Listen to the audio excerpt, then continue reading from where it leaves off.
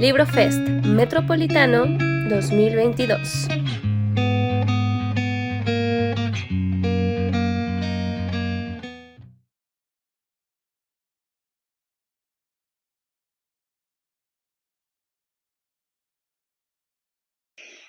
Mais il existait une espèce d'opposition entre ceux qui étaient en faveur de ce qu'on appelait à l'époque l'aide extérieure, qu'on appelle plutôt la politique de coopération ou de collaboration aujourd'hui, mais qui est vraiment est-ce que les puissances de l'Ouest doivent aider, et dans quelle mesure elles doivent et elles peuvent aider les pays en développement. Et donc, pour beaucoup, en fait, d'experts qui eux-mêmes venaient forcément de ces capitales des États-Unis, de Londres, de Paris, etc., la question du développement, la question de la réduction de la pauvreté était essentiellement une question de est-ce que l'aide peut aider ou pas. Et donc, on avait une opposition, par exemple, entre Jeff Sachs, qui disait que si seulement on donnait les pays riches dévouaient une part suffisante de leur PIB à aider les pays les plus pauvres, on pourrait éradiquer la pauvreté en une génération. Et de l'autre côté, on avait des experts comme Bill Easterly ou un auteur comme une autrice comme Dambisa Moyo disant que non, au contraire, toute cette aide ne fait qu'empirer la situation, d'une part en empêchant les énergies, les ressources, les gouvernements de ces pays aujourd'hui pauvres à trouver leurs propres solutions, et d'autre part en créant des ressources qui forment finalement une raison de plus de se battre et de créer des conflits à l'intérieur des pays. Et il y avait cette espèce d'opposition donc où on opposait d'un côté des anecdotes sur le pouvoir, par exemple, que pourraient avoir les engrais s'ils étaient bien adoptés. Donc Jeff Sachs avait adopté un certain nombre de villages au Kenya qui étaient censés démontrer ce qui pouvait être fait avec des investissements suffisants. Et de l'autre côté, des grandes analyses comparant les pays et montrant finalement il y a eu beaucoup d'aides déversées en Afrique, mais l'Afrique est toujours pauvre. Et en fait, quand j'ai commencé à travailler sur cette question, je me suis dit que c'est, avec d'autres d'ailleurs, que ces oppositions n'étaient pas particulièrement fructueuses parce qu'en quelque sorte la question elle-même était mal posée, que c'était une question complètement, même pour Easterly qui n'aime pas l'aide extérieure, c'est quand même une question complètement aidocentrique de se poser la question uniquement en termes d'aide. Et qu'en fait, il faut se poser la question pas de l'aide, mais de se dire la plupart des budgets qui sont dépensés pour aider les pauvres dans le monde, elle est dépensée par les gouvernements de ces pays eux-mêmes et avec les ressources qu'ils ont. Et donc, la question, c'est pas une question d'aide. Est-ce que l'aide marche ou pas? Parce que même si elle marchait, ce serait jamais suffisant. C'est une toute petite fraction de ce qui est dépensé de l'aide. Même dans les pays d'Afrique les plus pauvres, l'aide ne représente qu'une fraction relativement faible du budget total. Et dans des pays comme l'Inde, c'est exactement zéro. En Afrique, en moyenne, c'est moins de 10%.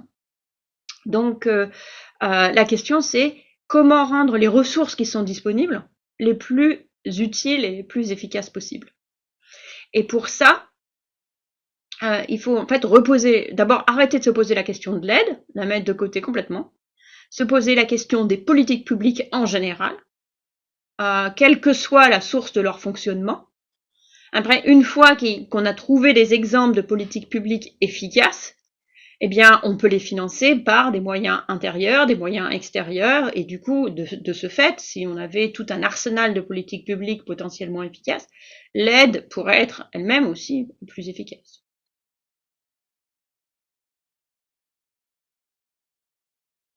Dès qu'on se pose la question dans ces termes, en disant quelle est la politique, quelles sont les politiques publiques qui peuvent être efficaces, du coup, ça conduit à se poser naturellement à se poser la question suivante, qui est quelle politique publique pour quel problème.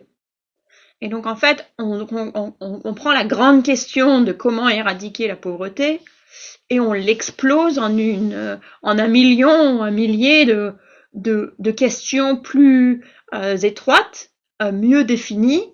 Par exemple, on passe de comment faire que tous les enfants reçoivent une éducation excellente, à qu'est-ce qui est plus... Est-ce que réduire la taille des classes permettrait d'avoir des meilleurs résultats scolaires? Est-ce que avoir des manuels en langue locale permettrait d'avoir des meilleurs résultats scolaires? Est-ce que recruter des enseignants différents, d'un type différent, mieux instruits ou au contraire qui ont plus d'expérience professionnelle, auraient des résultats, amèneraient les enfants à mieux apprendre, etc., etc. Donc la question initiale, comment éradiquer la pauvreté, se décline en des questions plus précises, par exemple comment améliorer la qualité de l'éducation, et puis de plus en plus précises qui sont sur l'efficacité de chaque instrument. Donc ça, c'est le premier pas, disons, méthodologique important.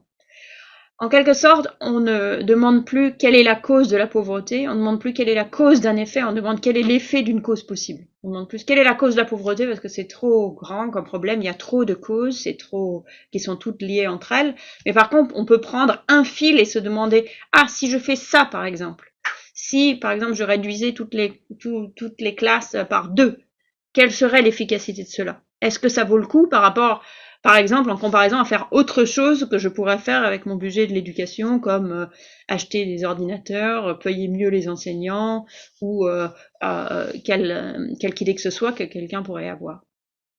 Donc ça, c'est ça le premier pas. Le deuxième, c'est qu'une fois qu'on pose la question dans ces termes, on se pose une question qui n'est pas très différente de celle d'un chercheur en médecine, qui a trouvé par exemple un candidat potentiel pour un vaccin contre le coronavirus. À nouveau, il se pose pas la question de la cause du coronavirus, encore qu'on sait que c'est un virus, mais il se demande quelle est est-ce que ce vaccin particulier que je viens qui a été conçu, est-ce qu'il marche en réalité? Comment on sait si un vaccin marche en réalité? Aujourd'hui, tout le monde le sait. On fait un essai clinique. On prend un échantillon, en l'occurrence pour le coronavirus, un échantillon d'à peu près 60 000 personnes, qui est divisé en deux. La moitié des gens reçoivent un placebo et l'autre moitié reçoivent le vaccin. Et ensuite, on les suit au cours du temps pour suivre l'occurrence en l'occurrence pour le vaccin contre le coronavirus, c'est de devenir malade du coronavirus. Donc on voit si les gens deviennent malades, et s'ils deviennent malades, si c'est bien à cause du coronavirus, plus les effets secondaires potentiels. Et en suivant les gens pendant quelques semaines, on peut voir si le vaccin les a protégés contre la maladie. De la même manière, si on fait ça pour des vaccins contre le coronavirus, on peut le faire pour des politiques qui sont pas des interventions qui sont pas médicales, qui sont dans le secteur de l'éducation, par exemple, pour continuer.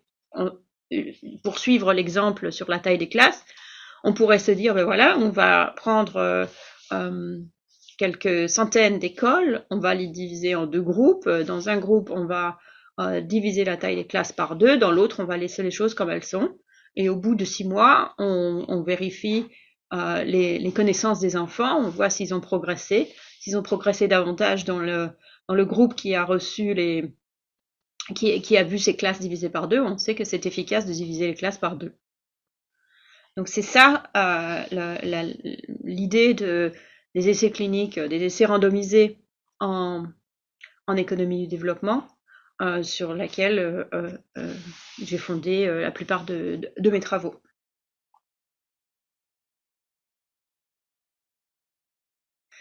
L'immense avantage de travailler de cette manière expérimentale, c'est qu'on n'a pas une grande idée, on n'arrive pas avec sa grande idée qu'on a formée au sommet de sa tour d'ivoire, qu'on se rend bien compte qu'il y a beaucoup d'idées potentielles, il y en a beaucoup qui sont mauvaises, et que finalement, plus on a de connaissances du terrain, moins elles ont de chances d'être mauvaises, et plus on a d'expérience accumulée aussi en tant que personne vivant dans la pauvreté, en tant que personne qui travaille avec les gens de la pauvreté, ou en tant que chercheur qui se trouve a fait ce travail pendant longtemps, que toutes ces expériences finalement sont également valides et peuvent mener vers des idées potentielles et des bonnes idées qui peuvent être testées. Et si on arrive avec suffisamment d'humilité, parce qu'on a l'habitude que la plupart des choses qu'on teste ne marchent pas, ben on est aussi prêt à embrasser les idées qui viennent de chacune et de chacun. Donc, quand nous avons reçu le prix Nobel avec Michael Kremer et Abhijit Banerjee, nous avons immédiatement dit c'est un prix Nobel pour un mouvement.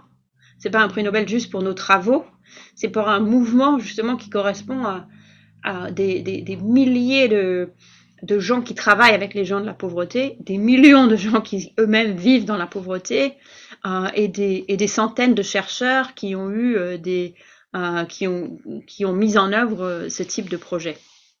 Donc, la manière dont ça se passe souvent, c'est que avant de commencer quoi que ce soit, on commence par des réunions où on discute des idées. Par exemple, on part souvent d'un problème qui nous a été proposé à partir du terrain, soit par des gens qui vivent dans la pauvreté, soit par des organisations qui travaillent avec eux depuis longtemps.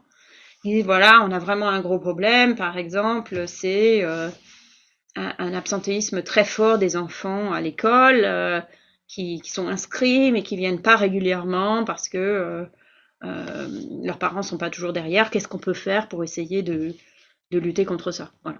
Et alors, tout le monde se réunit dans une pièce, on en discute, on commence par aller voir les gens, leur parler, leur demander qu'est-ce qui semble être le sujet, et plusieurs idées remontent comme ça de ces discussions.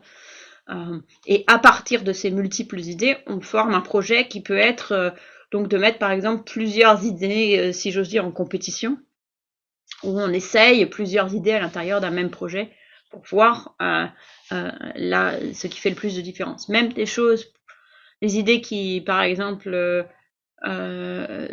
pour moi je suis un peu sceptique qu'elles marcheront, ou même des idées où les gens du terrain sont un peu sceptiques que ça marcheront, parce qu'on arrive avec des expériences et des connaissances différentes, donc on peut tous se tromper.